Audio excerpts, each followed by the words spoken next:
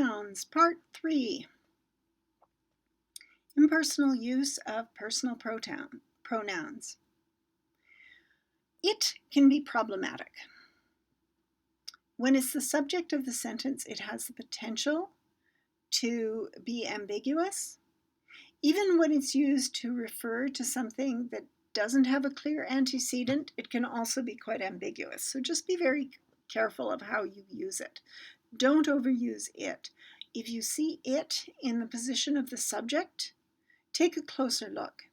Would it be better to re-reference the antecedent? Would it be better to recast the sentence?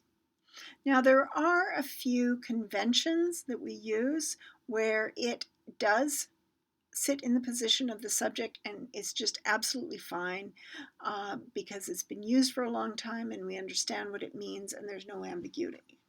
It looks like rain. It is now 12 o'clock. How far is it to the nearest town? These are conventional uses of it, and it's just fine.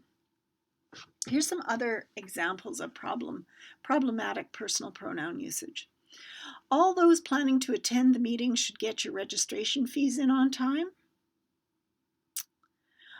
All those planning your registration fees.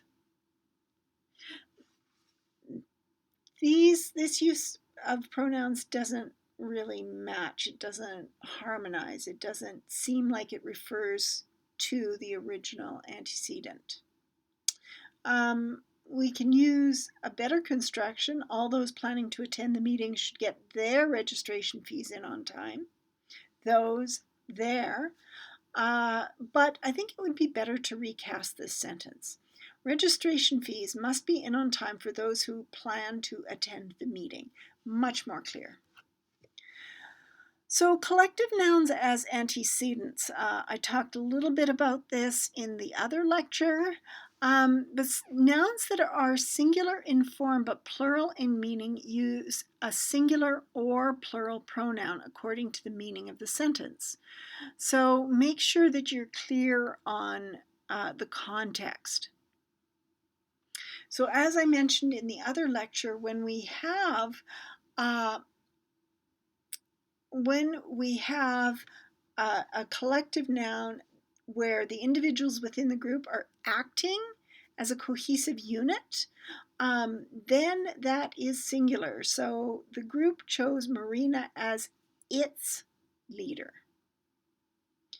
When we have a group where the individuals within the group are doing different things, then we have to refer back to it as though it's plural. So the group chose their various positions. Here's another singular antecedent. The team is ready to play its last game.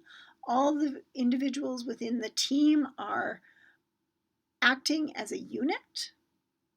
But here, the team are arguing among themselves. This one, I mean, it's a funny one. It doesn't sound right. So that, as a writer, makes me think I should rewrite this sentence. But technically it's correct because the members of the team are acting individually, not as a collective. So among themselves is correct and the plural verb is also correct. But is the sentence the best choice? If you could recast it, I probably would. So I've mentioned earlier that some indefinite pronouns are always singular. Some can be either singular or plural depending upon context, and then some are always plural. So keep that in mind. So remember that the antecedent is the noun or pronoun to which the pronoun refers. So the most basic rule of pronoun antecedent agreement is that the pronoun always agrees with its antecedent in number. So be aware of gender agreement where it's applicable as well. So I showed you a similar table earlier, but this one tackles singular and plural. So I, me, my, mine, myself, this is first person singular. We, us, our, ours, ourselves, all plural forms. Second person, you have you, your, yours, yourself. Plural, you, your, yours, yourselves. So very similar, a lot of overlap there. In third person, we have he, him, his, himself, she, her, herself, it, its, itself, its, they, their, theirs, and themselves. We also have overlap with the plural because they, them, their, theirs, and themselves are also plural. Indefinite pronouns are non-specific, so writers often make agreement errors when using them. First, if an indefinite pronoun is the antecedent, you must determine whether it is singular or plural. Be sure you ignore modifiers that might confuse you. So let's look at some examples here. Everyone on the men's team has his own jersey. So everyone is one of those singular indefinite pronouns. Each of the girls has her own agenda, so each is usually signifies singular, although it depends on their placement, its placement in the sentence. Several men on the team lack their own jerseys, so usually plural. Both want their children to succeed, and so on.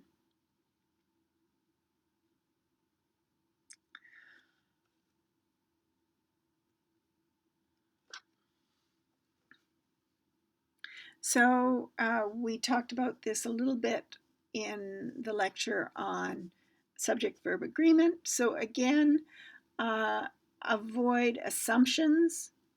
Avoid statements such as every student should bring his textbook to class. In my lifetime, this was the standard default, but we just don't do that anymore. This is sexist language, so you really want to avoid this kind of construction. We also avoid things like every student should bring his, her textbook to class. It's not only cumbersome, but it's not inclusive. And avoid as students should bring their textbooks to class. I think that at some point this will be completely acceptable, and I'm sure it is in many contexts.